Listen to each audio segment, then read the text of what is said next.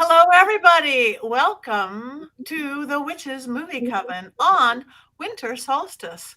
We want to wish everyone a happy Yule, Merry Christmas, Happy Hanukkah, joyous Kwanzaa, whatever you celebrate, because tonight we are celebrating movies and witches in movies. My name is Patti Negri. I am your host for this evening, but let me introduce you to my beautiful co-hosts here every week. Let's start with Heather Greene in the beautiful, well, it looks like a red hat, but with her, it's probably purple. No. It's red. It's red today. Okay, so I'm going to let everybody introduce themselves today because we never do that. Okay. Hi, I am Heather Greene. I am the author of Lights, Camera, Witchcraft, which I'll hold up. There you go.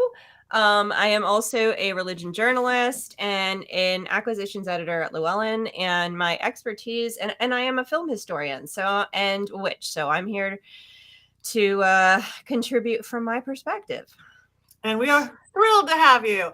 And just below her, depending on your screen, we have Jason Mankey, also an author and witch. And why don't you introduce yourself, Jason? I'm the author of almost a dozen books, but this time of year I always like to promote Llewellyn's Little Book of Yule. I love the holiday so much, I wrote a book about it. I really love witchcraft history. And, of course, I love witches in movies, which is why I'm here. And all hail the Krampus, the true reason for the season. All hail Krampus! Woo! Thank you very much. And next we have, depending on where you are, is Courtney. Say hi, Miss Courtney Buckley. Hi, that's me. I'm Courtney Buckley. I am a witch, not a very good one, but a witch nonetheless. I'm ghost bait on Scared and Alone. I work in tourism in Salem, Massachusetts, and I am the chauffeur for Black Phillip out and about on all of his adventures. And I love movies and I love to talk. So here I am. Perfection. And then next, we're saving the magic for, well, not even quite last, Richard-Lael. Hello, I am Richard-Lael. Richard-Lael is one name, not two. If I were just Richard, I'd be a dick. Anyway, so I am known as the Gentleman Psychic. I'm a psychic and a medium. I used to be a psychic and a small, but I gained some weight. I also do stand-up. I used to do stand-up, but I found I make more money on my back. Enough about that. Today I was actually inspired because I wanted to be dressed like the Drosselmeyer from the Nutcracker. So I didn't have an eye patch. You look wonderful. You look perfect. Thank you. You look absolutely delightful. And again, I am Patti Negri. You might know me from all sorts of things on the big screen, the little screen, and from my Witching Hour podcast, same producers. We all did bring some of our friends with us today. Of course, we brought our obligatory Black Phillips because this is our mascot for the show. And then I brought Belle. Everybody, wait, look at the camera. She's so... Belle, my haunted 100-and-something-year-old doll. And then I brought her friend Cheryl, who is not haunted, but spirits like to move around a lot. So they had the right color dresses, so I thought I would bring them in. Heather, who do you have with you? I have Kirsten. So here she is. She's restored. I restored her, and she is a big fan of Krampus. Look at her outfits. She's a huge fan of Krampus. American Girl doll from a long time ago. And I'm also working on another restore, which she's really looking forward to being friends with your doll, Patti. So I just thought I would bring her out because she is really one day I'm going to bring her back out and she's going to be all fancy like yours, but she is looking forward to being friends with your haunted doll. So I'm looking forward to that. Yes. Witchy dolls. I have a few others, but I won't bore you. I want to know who's over there with Richard-Lael, because that face is something really interesting. And Richard-Lael. So, I found this guy online and he comes from England and he's really, really tall. It was in a haunted doll group of all things, though I don't think he's haunted. He's just creepy. But he kind of looks like Willy Wonka, kind of looks a little bit like the Mad Hatter. But he was fun. I thought I enjoy him. He's beautiful. I'm having flashbacks to Scared and Alone, and I feel like if anyone told me I was going to be surrounded by dolls tonight, I might have been too sick to come on. I'm just saying. So you have no dolls with you there, Courtney? No, I do not. I have one maybe that I feel like I might like, but she's not here, and maybe we'll see. I don't know if I'm ready for that kind of attention in my home yet, but I do have Black Phillip, who is Max to my Grinch today. Oh, but I do have something festive that I'd love to share with you guys that I got. Oh, look, there's Black Phillip, a little man about town in Salem. That's amazing. And if you look closely there, you'll see, so we're in front of the Samantha the Bewitched statue that we were talking about before. And I am wearing some Witches Coven movie gear, or Witches Movie Coven merch. And you all can get yours just like me on mysterycontrol.com. So not only did Black Phillip go to Salem, but so did the merch. It was very exciting. But since it's Christmas, I want to show you guys this. I love Christmas, but I do love Halloween. So I don't have a haunted doll, but I do have a corpse ornament that I got. Of course you do. Wow, I need to get my husband with the rim shots tonight. This is good. And then this is the leg lamp from A Christmas Story, but like zombified. I also got a bloody chainsaw and a coffin, and I got them. This is a picture of the coffin. Horrornaments, and I mean, how best to celebrate Yule? So that's how I chose to do it. Perfection. Thank you. Jason, anybody in your court there? I have Skeletor. That's as good as it gets. I watched too many Robert the Doll videos, and I'm terrified of dolls as a result. So just He-Man figures. Jason, I'm proud to be on the same team as you in the doll debate. Yes, it's scary. Yeah. You do not want to go in my doll spa. There's parts everywhere, Jason. Oh. I love body parts, not doll parts. Yeah, you don't want to go back there. No. Courtney, you know how odd that sounds that you don't mind human bones all over your house, but a doll leg? Yeah, isn't that... Oh, hold on. Oh, no, I can't find it. I was going to hold up my humorous and say, isn't that humorous? But it's not in reach right now. So it's a femur instead. My husband to do rim shots from next week. Besides that, it is official Witches Movie Coven night. It is also a beautiful holiday. It is the Winter Solstice. It is the shortest day of the year. It is the longest night of the year. It is Yule. So how does any of my cohorts celebrate? Or do you celebrate a special way today? And you can out there too. Put it in the list. Jason. I celebrate like a Roman, which is why I have this giant glass of wine. Yeah. December celebrations were often festive, drunken, and gluttonous, and I have decided to keep to those traditions this time of year. It seems to be going around. My iPhone keeps telling me I'm getting fat. Oh, that's pleasant. Siri is not cool. nice. I know. It's like your weight has changed these last few weeks. It's like, and then it listed like all the diet programs I could go on. It's like, how dare you, fat shamed by an iPhone? You know? All right. I'll start the diet. Yeah, that's. Wow. I should have taken a screenshot. I should have. Anyway, so how about you, Heather? Are you doing anything special for the season? Well, it's middle of the week, definitely for the season. We have a series of family things we do over December. And since Christmas itself was always a Yule celebration, we do everything on the Christmas day. Because I did not grow up Christian, Christmas was always a secular or seasonal holiday. So we just keep to that date. So we don't typically do it unless I'm doing something with a group of witches specifically. And that doesn't even always happen on the 21st, because if it's in the middle of the week, people are working. So it's either a private ritual that's more witchy, and we do the big family stuff this weekend, and I've been prepping for shopping for food and cooking and cookies and all of the good stuff. And all of the stuff for the Saturnalia stuff that Jason was talking about, we're delaying it a few days. Beautiful. How about you, Richard-Lael? Well, I went on a sleigh ride in my one horse open sleigh, Mr. Satan. You know, why not? So, so I did go on a sleigh ride with that. There's no snow, but it might as well. And then my birthday is New Year's Eve, so I like that because more people celebrate my birth, the birth of Christ.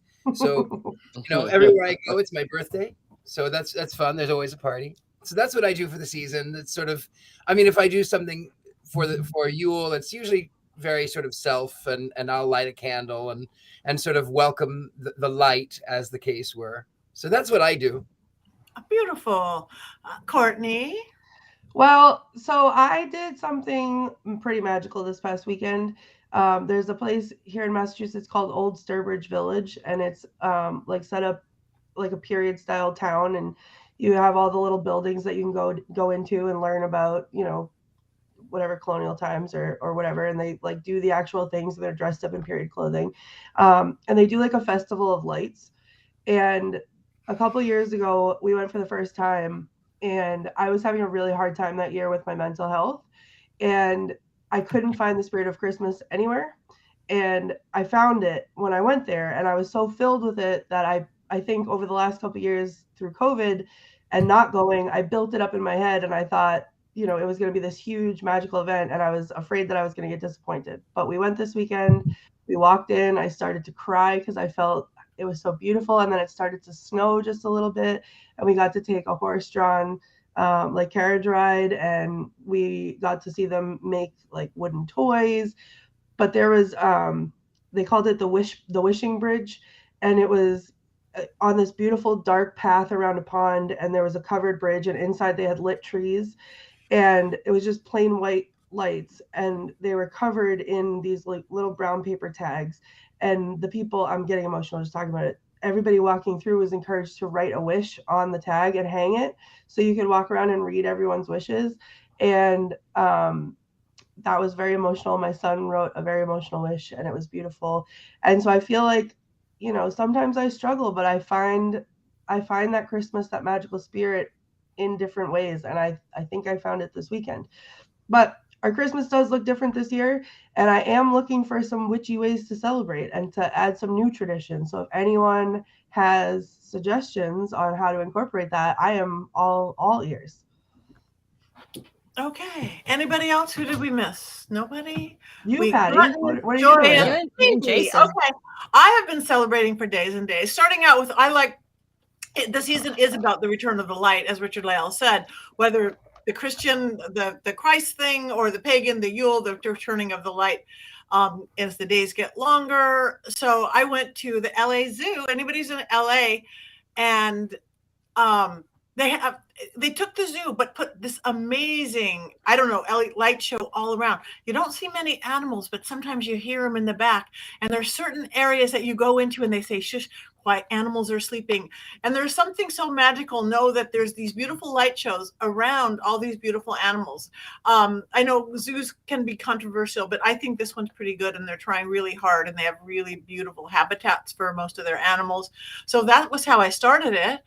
Tonight, the solstice itself, I'm actually having a vampire witch celebration. Everybody, as soon as we go off here, I have a group of people coming, and we're going to celebrate my saber-tooth family with the ritual that we do there to celebrate with some black mirror work and some candle work. And then tomorrow, a coven I work with is gathering to do some Yule work.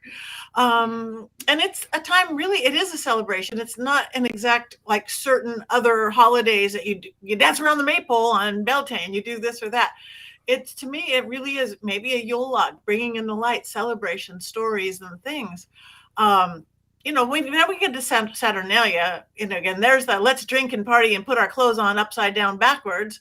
That's a whole different party, but I haven't had one of those yet this year. There's still time. Lots of time. Just wait. Just wait until we go off the air, or I have another glass of wine during the show. Who knows what will happen? Catch it live on my OnlyFans later. Subscribe. It's funny. So let's talk about Christmas movies, shall we? Who's got a favorite Christmas movie? Heather. Okay, no, Courtney. Courtney had her hand up first. Sorry. Well, no, I mean, I just talked a lot, but I have all of the favorite Christmas movies. Where do I even start? I work in a public school, and we had on Year Without a Santa Claus because the Heat Miser and Snow Miser songs are my favorite. And I was worse than the children, running around the room, singing at them. And they were laughing at how embarrassing I was. Those are bangers. Those songs are so good, though. Right? They're so good. All year long. Yeah. Beautiful. I mean, I have 1,000 more, so someone else should probably go. Okay. All right. Jason, since you are Mr. Christmas, we won't get to bah humbug Richard-Lael quite yet, who doesn't like the season. But you do, Jason. I love the season. Like, I've been celebrating since like the 10th of November. It's the best time of year. And I've been thinking all day like what I want to talk about, because I love Rudolph. I love all of the all the Rankin Bass stop animation. But my favorite Christmas movie, and this is a cliche, is It's a Wonderful Life. And a lot of people probably don't like It's a Wonderful Life, but it's a really dark movie in a lot of ways. There's a great deal of sadness to it. And it has this beautiful message about how one life impacts so many others. I think my favorite part of the movie is he goes and he visits his brother's grave. If you haven't seen the movie, George Bailey, the protagonist, he gets to see what the world would be like if he had never been born. He saves his brother's life at one point. His brother in World War II saves an entire aircraft carrier.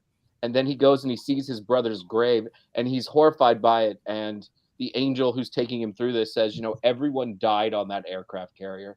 I mean, it's chilling. It's bone chilling. And I think when we think of that movie, we think of the last 5 minutes, which are kind of happy and hopeful, but there's like real darkness to it. And I think maybe that's why I like it so much.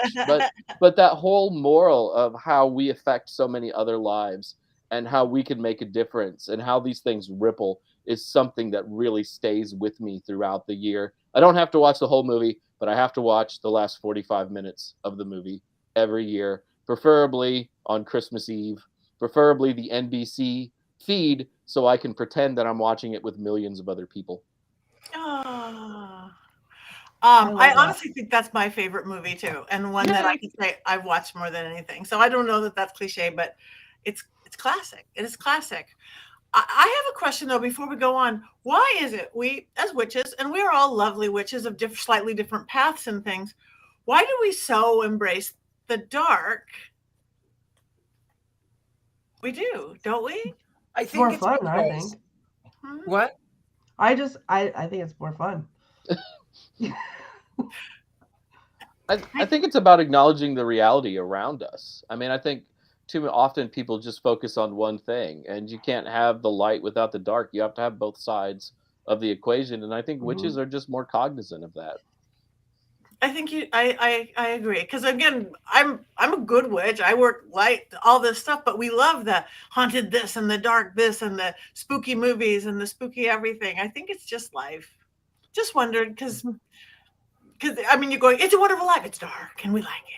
I think at least like in my limited form of practice, like I tell people all the time, because when I say I'm a witch, they like gasp and oh my God, it's what? Like, but it's, are you a bad witch? Well, sure, I guess sometimes, because in my practice, like I don't necessarily believe in good and evil. I believe in balance. So if someone does a bad thing and I need to do something bad to right that bad thing, then to me, that's not a bad thing. That's balance. Like it's, I don't know. I don't know how to put it into words better than that, but I think, there's also not everybody feels comfortable in the dark. And I feel like where we are comfortable with ourselves and the way that we practice, we have to be free and, and open to things, then we're just naturally more comfortable with that dark side because, that's part of it. I actually have, if I may, there is something to add to that, Courtney. As an artist, you've seen some of my work on Scared Alone. You have a piece right there behind you.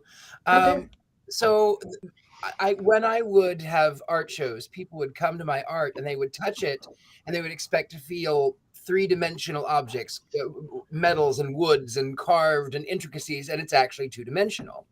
And I liken it unto witchcraft because I tell people that the light, everything is contorted and it's twisted. The light can make someone's pink hat look red and someone's red hat look pink. It's actually the light. The light is not entirely the truth. The light is what we look for, but that is not really the truth. Anything in the darkness is the truth, because in the dark, it is what it is. There's no pretense. It's not hiding. It's not pretending to be something that it's not. It doesn't lie. However, if you walk in only the light, you get blinded and you can't see anything else and everything is distorted. If you walk only in the darkness, then you will stumble, because even though everything is telling the truth, you don't know what is actually there. You can't see beyond. But real power is walking in the middle, walking in the darkness, holding the light and commanding the shadows. That is how I create artwork. That is how I do magic. I love that.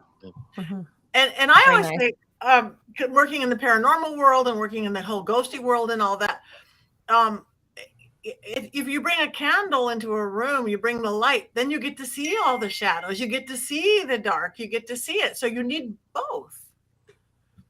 Mhm. You need I love that. both. Balance. Or you can't see it. If it's just in the dark, you're right. You tumble over it. You can't see anything. You need a headlamp. Anyway, I off track. I just went there. So, all right, who has another favorite movie? My dolls are getting restless. Well, I oddly enough, being a lover, film lover, when I think of this holiday, I think of all the specials. I don't think of a particular movie, although A Wonderful Life is fantastic. I did not watch it every year. And I love the actors, and I love even A Miracle on 34th Street. I do not like that movie, although it's one of the classics that people watch every year. I think of Rudolph the Red-Nosed Reindeer. I think of A Year Without a Santa Claus. I think of those I grew up on. Santa Claus is Coming to Town, all the songs. I mean, and just watching those over and over the years, and then watching them, rewatching them with my kids. One of my absolute favorites, though, we haven't mentioned yet, Emma Daughter's Jug Band Christmas. Yes. Nobody Yes. needs to. Nobody can say anything about this movie. I'm just going to tell you right now. Talk about good music and great characters and very dated, but I love it. And forcing my children to watch all of these over and over. And then some new ones that came out. What's the elf one? Prep and Landing was really cute. It came out around 2009. It was cute, Jason. I saw that. And and it was cute. And some of the other ones, but I don't think of movies. I think of these specials. Yeah. And reading books. Anything that had to do with the Christmas Carol. And the Nightmare, not the Nightmare Before Christmas. My goodness. No, the night before Christmas, we read that every Christmas Eve, and I force my children, even as teenagers, to sit down and listen to it every Christmas Eve. So that is what I associate, not movies. This is a question, like, we're of the same age, Heather. When we were kids, you could only watch those specials once a year. Yep. You had to know exactly when they were on, and your friends would watch them at school too. And then if you missed it, you were done. Does the easy availability of this stuff make it less special than it was 20 or 30 years ago? Yeah, and I talk about this a lot when it comes to movies and TV in general now, is that the text, if you think about books as being a text, okay? So movies and television specifically is a text, and it's changed because it used to be a gathering event where the family would come around and we'd sit, and you'd have to be there at 8:00 on Tuesday, and the sitcom was only on once a week, and then you had to wait a full week for it to come back, and this was the way we consume these things. And so it was really special. I mean, even the Wizard of Oz, Halloween, that's the only time you could watch it, And so, yeah, it definitely was. Now it's like, well, I could just turn it on then. I could turn it on then. I could watch it 10 times. Yes, I think it does degrade from how special it is, because it's not an event anymore. It's not something you look forward to that happens only at one time. Now it's like, it's something you can just, you can go to Target, you can watch this movie, you can, whatever, you can watch something else. It's not as special, but I still love it, and I still will watch it, and I still will sing the songs around the house, no matter who tries to shut me up. I used to have when I was a kid, a videotape, like a VHS cassette that, because the same thing, you'd have to wait all year, and then they'd come on like one time. So finally we recorded it on a VHS tape. So we had all the specials recorded, but it had all the original commercials still in it. And for a long time afterwards, I have to see if my mom still has it, because that would be really cool. But we would watch it, and like the commercials became like the best part. It became that like nostalgia. But now, I have the box sets on DVD, or they're on streaming, or they're whatever. So I think I see that too, like with my kid, that like, he's like, oh, the Grinch again. Like, yes, I need to watch it 100 times because it's Christmas time, or I need to, please stop singing the song. No, I can't, Herbie wants to be a dentist, and we need to talk about that. And, but it's because we can just watch it whenever we want, and it's no big deal. And I do have to add that a lot of these shows, they don't necessarily have witches in them the way we talk about witch movies, but I think there's something to do with the magic of of Yuletide that's there, and it's resident in these movies, even if they're based on a different holiday, a Christmas holiday, but there's a feel good magic. And like I said, I grew up in a secular home, and the magic was still there. And I'm definitely feel like that is a part of what led me down the magical path and the witchcraft path, was this magic that that existed and emanated from a lot of these shows, and maybe I'm Pollyanna, but I think it's palpable. It's physically palpable at this time of year. Yeah, like it's so even it's like oh my goodness, COVID brain is still got me. It's a Wonderful Life. I watched that for the first time a couple years ago, and even though it can, like, I can see how some people can watch that and think it's depressing, because like this time of year is depressing for a lot of people.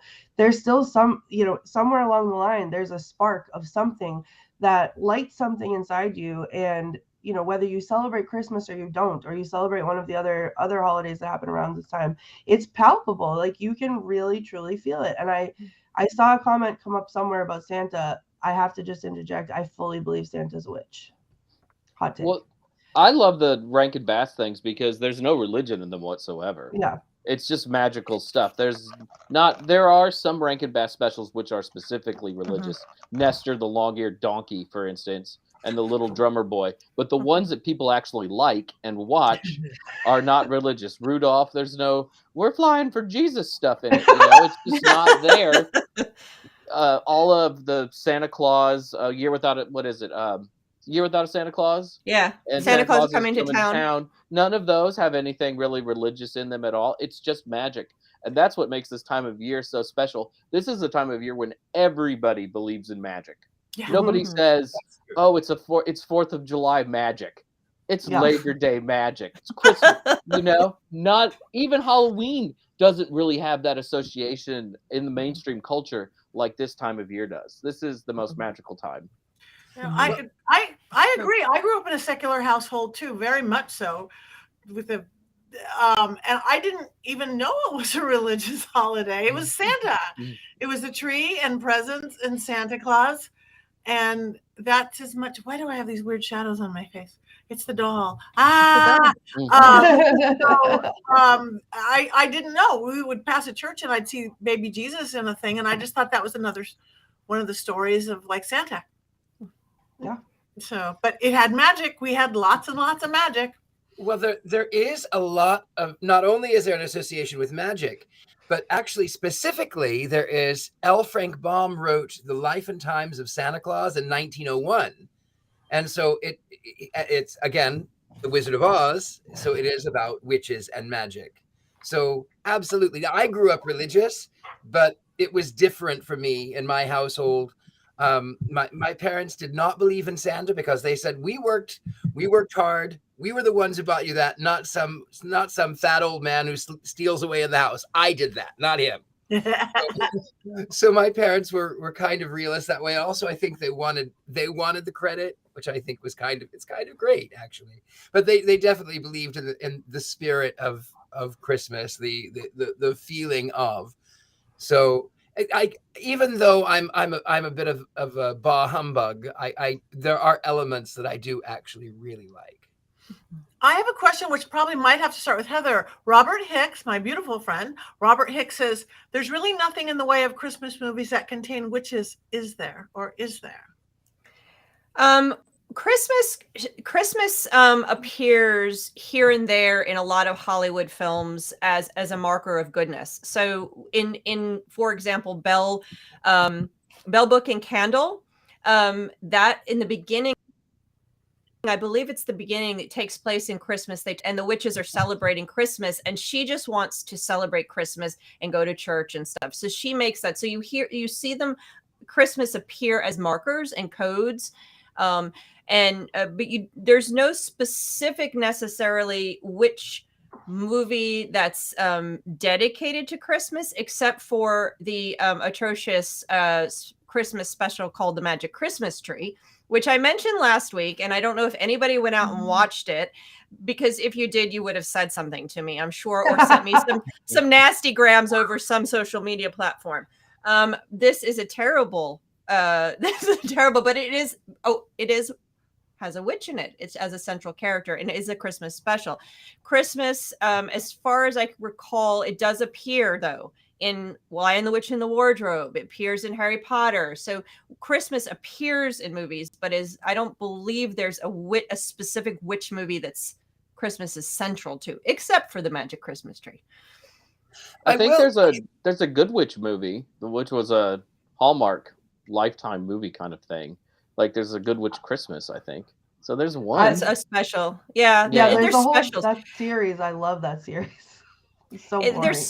There's some specials around, but yeah, it's not a thing you think of witches, which in mainstream, I mean, reality is in mainstream culture, if you're going to have a witch, it's either going to be about Salem or a small town in New England, or it's going to be a Halloween.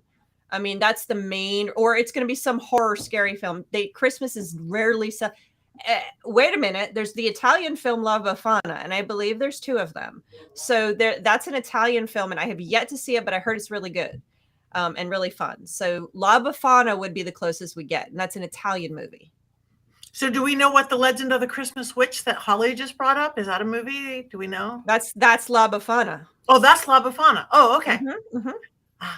So if you don't know the story about La Befana, and I don't know if Jason, if you did more on this, but I did write a couple articles on it, and I interviewed some Italian witches. And basically in Italy, the Christmas witch comes and delivers the presents and the treats and everything rather than Santa. They knew La Befana before they knew Santa Claus. And that's who La Befana is. It's a witch that delivers the goodies to children at Christmas. I think Santa's probably overtaken her, but I'm not exactly sure where that stands with the young Italian children now. She's making a comeback though, because people are really interested in those more indigenous sort of gift givers in areas. Mm-hmm. And I'll also say too, it's really cool. The last 10 years, we've seen this sort of eruption of interest in figures like the Yule Goat, La Befana, and the Krampus. I mean, there's something magical happening, right? And these figures are sort of rising back up. And they're not going to replace Santa anytime soon, but I think that they can stand side by side with Santa, or the Krampus can put Santa in his backpack and take him to hell for a little while. Huge. Here we go with that dark again, but Krampus is huge these days. Yeah, I don't even think I knew who Krampus was when I was a kid. Mm-mm. No, I didn't. I didn't know about La Befana. I didn't know about Krampus. I knew about Satan. But I didn't know about, it was all Santa Claus. I didn't even know there was a Hanukkah Harry until I was in my teens, and my family's Jewish, so I didn't know there was a Hanukkah Harry until I was 30. I think it's a joke. It's John Lovitz from Saturday Night Live, right? Oh. Hanukkah Harry. It's a joke. Mm-hmm. He's not a real thing. No, Hanukkah presents are not delivered by Hanukkah Harry. I can attest to that. Okay. We should chat a little bit about A Christmas Carol and all the different versions therein. Who wants to start with that? Who knows? I do. No. Somebody said the background was moving. I don't know. Can you tell? It better not be my background with all your dolls out here. With A Christmas Carol, as much of, like I said, as much of a bah humbug as I am, I absolutely love the fact that these spirits have haunted this man who finds the error of his ways. However, I kind of have an alternate view. So no, maybe I'll save that for later, but I have an alternate view of it. No, I'll tell you right now. Why not? So here's my alternate view of A Christmas Carol. So Ebenezer Scrooge, whose partner in business had died, what was it, 7 years before that very night, and he Scrooge made certain that there were people who had jobs, that he was a money lender. People came to him, they had money. Now, if I had a money lender who was throwing gold coins out the window, I would think he had gone crazy, and I wouldn't want to borrow money from him because my investment wouldn't be safe. So here he is. The nephew comes in, who's this limousine liberal, who says, "Oh, uncle, why don't you take care of this person?" Well, why don't you take care of him? You're not upper class. You're not exactly poor. You're not like Bob Cratchit and his family. You have a nice townhouse. You have uppity friends. Your uncle is rich, even though they're not. He himself is not really rich. Why didn't he invite Bob Cratchit and family to his uppity party if he was so worried about it? And then these three ghosts, they come in and they threaten him with basically hellfire. What if you don't start giving away your money, you're going to burn forever. And then in mental duress, he starts handing out all of his money. I feel sorry for Scrooge. And I still say Christmas is a humbug. We started the show off so well, Richard-Lael, and now you're like killing me yet again this week. We know the love affair is over. Yeah. Maybe it's just two Capricorns butting heads. I don't know, but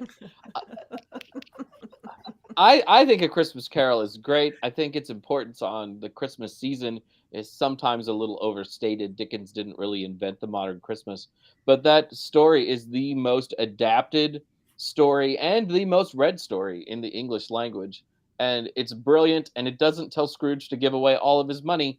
It just says that Scrooge should be nice and kind. He can keep most of his money, but he doesn't need all of it. Charity, begins in the home. It begins with family, begins with people around you. And that's what it's promoting. Dickens cared greatly about the poor, which is one of the reasons that he wrote A Christmas Carol. And the Muppet Christmas Carol is the best Christmas Carol. Yes. Alistair Sims, that's number two. That's number two. It's a good number two. But Muppet Christmas Carol is the best. And it's actually really, really faithful to the book. It does a great job of adapting the book. I do love Miss Piggy as Mrs. Cratchit. I had a meme come up on my Facebook memories today. That it was like, let's not forget that this is also the time of year that we celebrate ghosts haunting employers into paying their employees a livable wage, which I think is really funny. But I have to agree, the Muppets Christmas Carol as a kid, like A Christmas Carol, I feel like in my childhood was the only Christmas movie that they would let us watch in school, like coming up before the Christmas break, because it was also, it was literature, so it was they could get away with it. So I had seen a lot of different versions, but like nothing scared me, nothing drilled fear into me like the Ghost of Christmas Future from A Muppet's Christmas Carol. I don't know if anyone else felt the same way, but it was like the scariest thing I'd ever seen. But I love that movie so much. Ghosts can be scary for people, but puppet ghosts, Thank Muppet you. ghosts, Okay. Yes, it's very scary. I mean, when they would do their ghosts and in their regular show back when I was a kid, I would be terrified because that's just not a ghost, but that's also a Muppet ghost. It seems worse. But this story to me is Christmas. I agree with Jason. The Muppet Christmas Carol is fantastic. I also watched. I was a big Disney fan, so Disney did a version of it with Scrooge McDuck, and I love it. But no matter which version that I watch, whether it's a serious version, whether it's a Muppets or cartoons, I just can't stop crying as soon as he says at the end, what's the line he says at the end? And now I'm going to forget. God bless us, everyone. The little Timmy. And when he says that, that's it. I'm done. Give me like an hour to recover from that. It's just it's a moment in everyone when they capture it right. Everyone except Richard-Lael. And if you're short on time, that is very true. Thank you, Courtney. If you're short on time, the Disney version's actually pretty good because I think it's only 20 minutes. It moves really fast. Yeah. Though the ending is a little messed up where they like really fast forward through everything and Scrooge shows up at Bob Cratchit's house. That just killed me. It's like, no, this is not how it ends. But other than that, it was a special. It was a short special, and when it and the little mouse at the end. God bless us, everyone. Oh my goodness, I'm done. And Miss Piggy, yeah, whatever.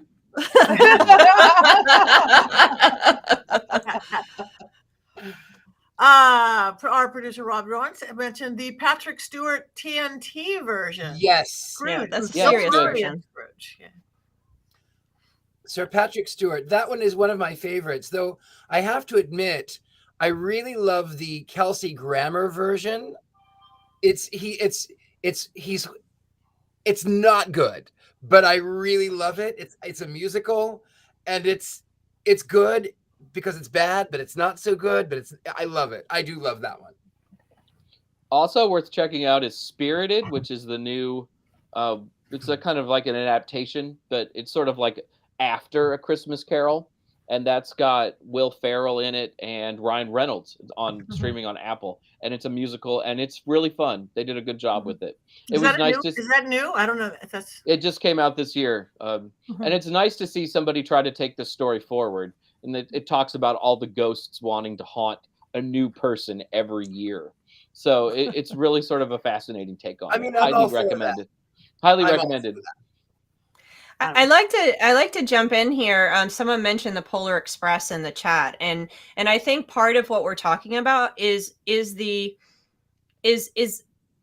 love at this time of year for storytelling, and I think that's part of Dickens' the lore of it and the attraction to it is it's a great story, and we love to retell these stories at this time. It's part of the magic is the storytelling. It's again like A Night Before Christmas.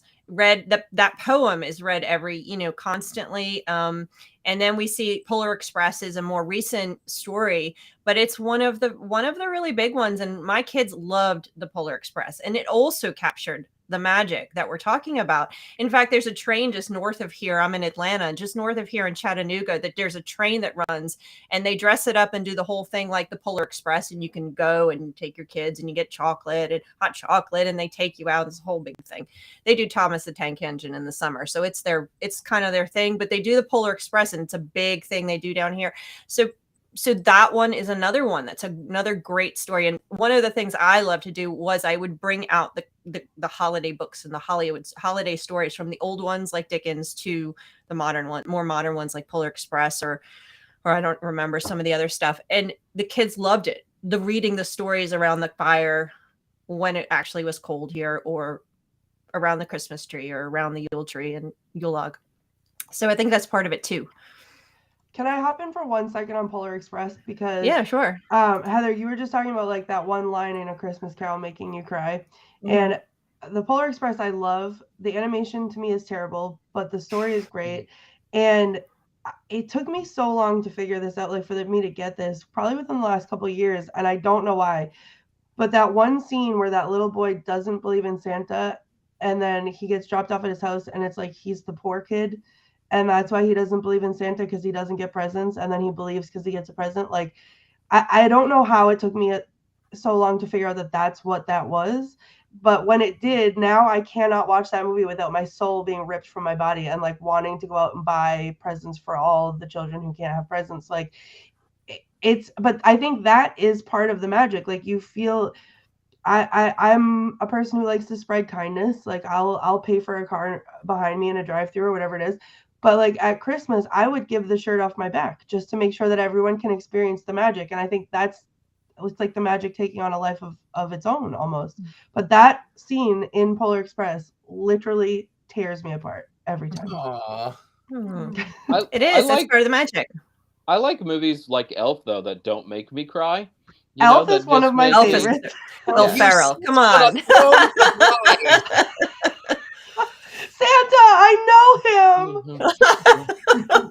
Elf is just amazing from start to finish. It's so much fun.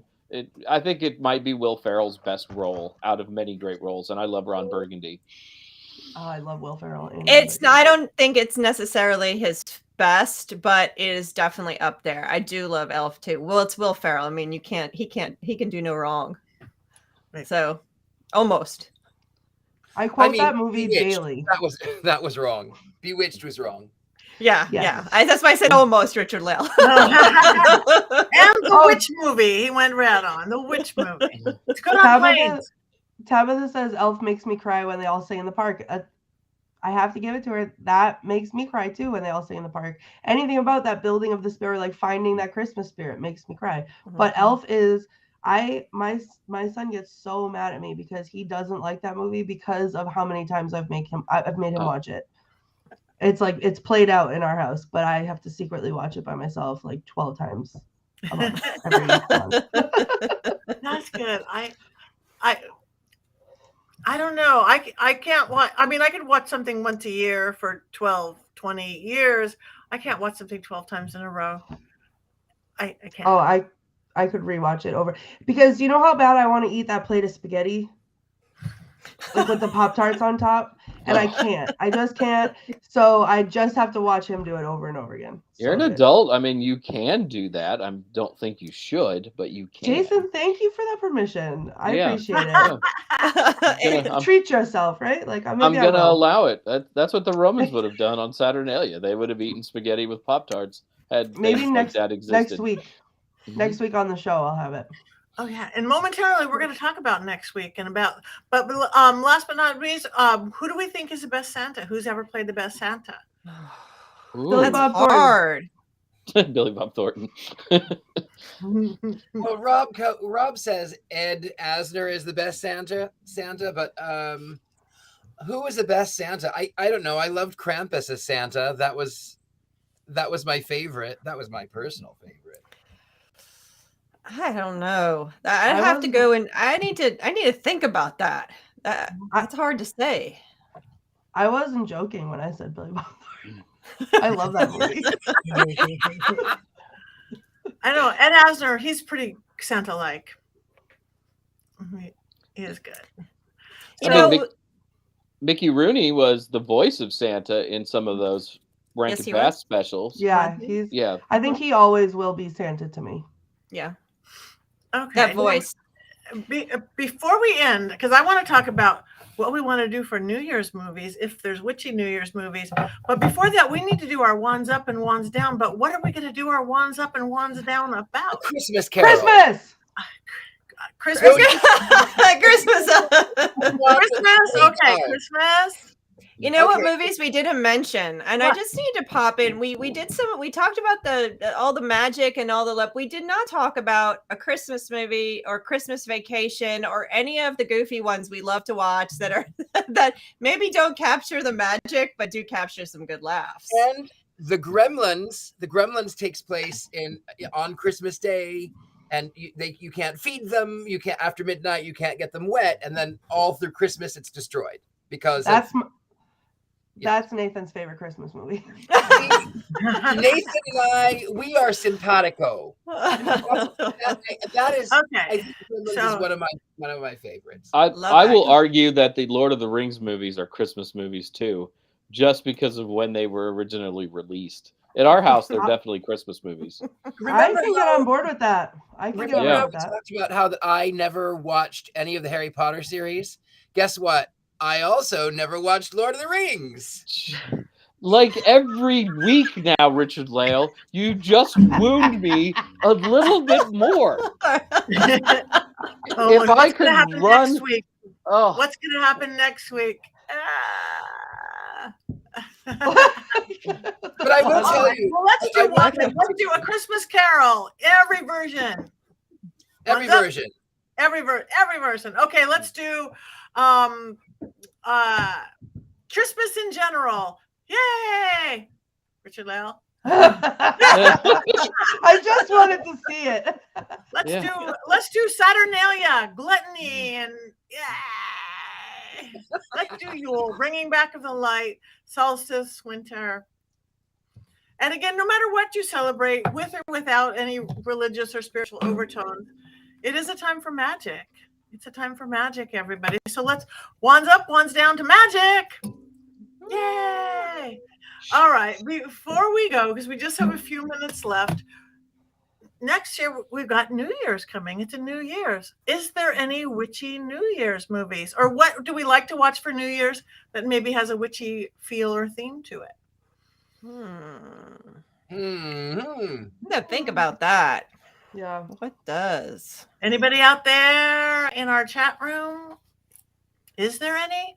And if there isn't, somebody should write one. And somebody earlier, I don't remember if it was Matthew, said that with the upsurge and the craft and everything, and with people, somebody does need to make a real witchy Christmas movie, perhaps. The Conjuring. I think it should be us. I think we should make it. We should make it. All right. On a Zoom screen like this. Yes. Exactly. There is Rudolph's Shiny New Year, which doesn't really have a witch in it, but it does have Benjamin Franklin and a caveman and a whale named Big Ben, and of course like a little baby New Year named Happy. Yeah, his name was Happy. I love that one.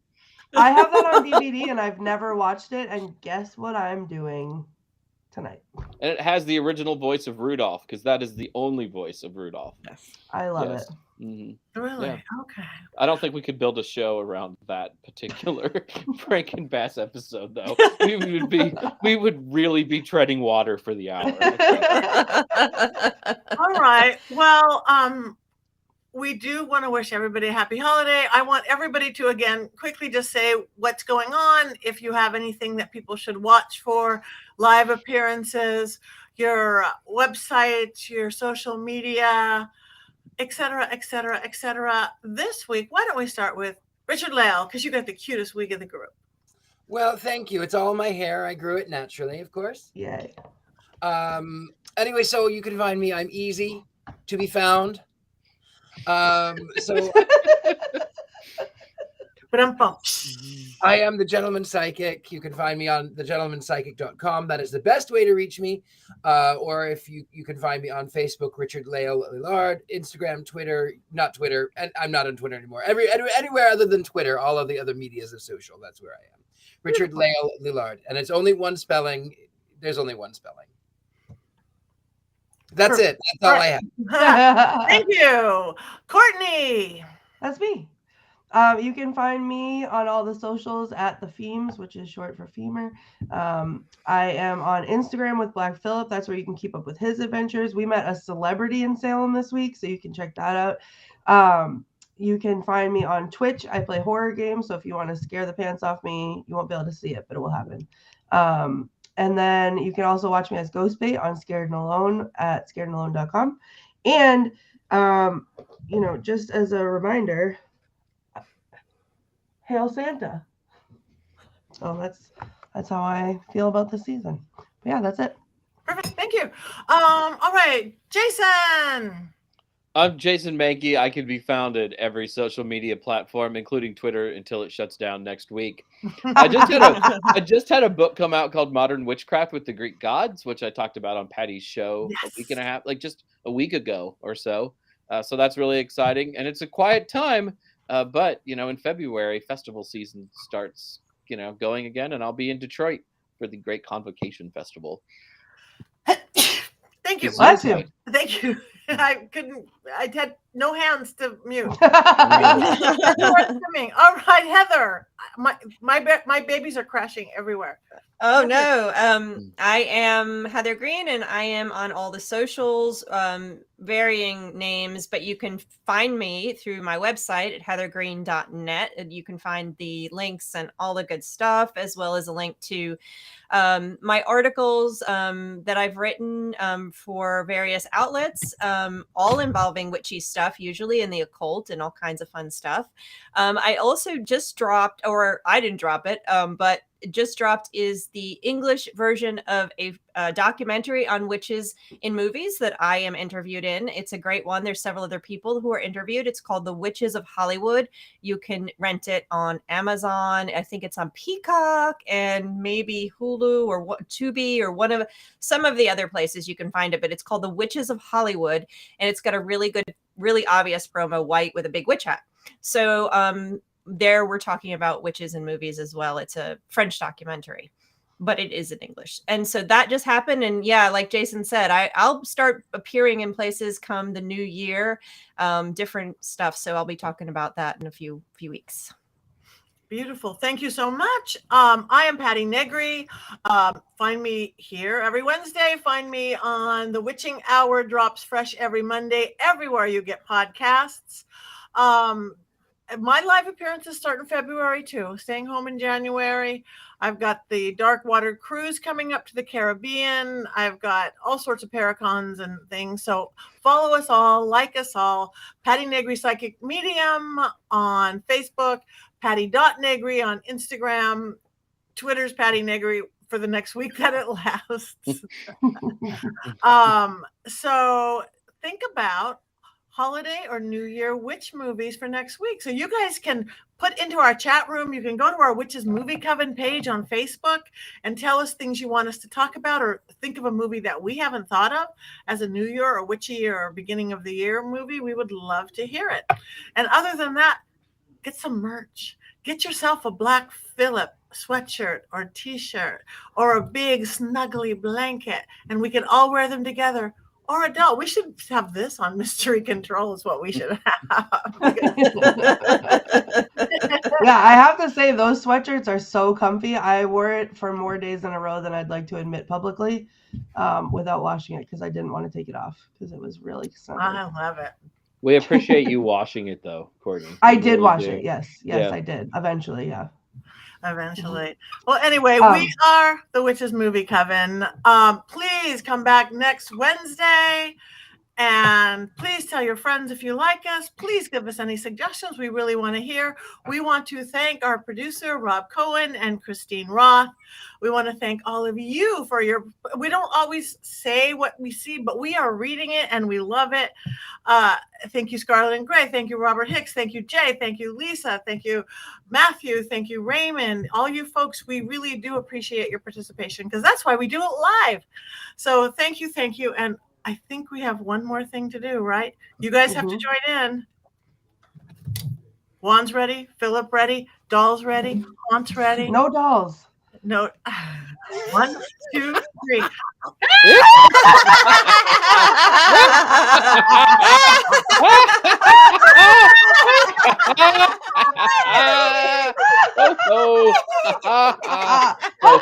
We're the Witches Movie Coven, and you're a member. I love the ho-ho-hos. Yeah. For a limited time only.